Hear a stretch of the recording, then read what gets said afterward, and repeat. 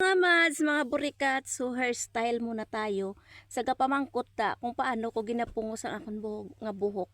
Amo lang ni siya unahan. Ginaamo ko lang ni dapat tupong na di siya Nan. Guys, dapat maano talaga to. Mahigpit siya. Mahigpit siyang itali sa likod. Higpitan lang siya dito. Kasi itali na to na da.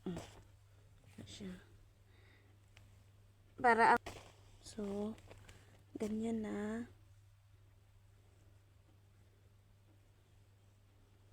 Iipit kay ipisurambod ko muna sa karon sa aton nga. Tapos ang ini siya butangan ko ni siya cream para hindi siya magbuhaghag. Dapat may iburambod lang ni siya naton, guys. Yung tawa nyo paano ko mag-ubra. Yan mo lang na siya Oo. Nga, tapos ganon. Ito yung ipit ko na maliit.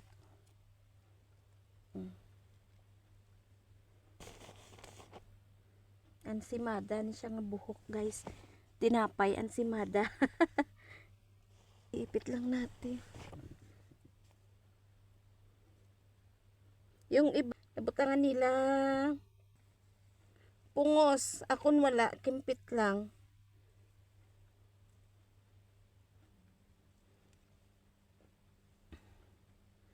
Adala sa dalong mo, iipit lang na siya natin. So, ayan na guys. So, lagyan natin ng tag dito. Para mahipid.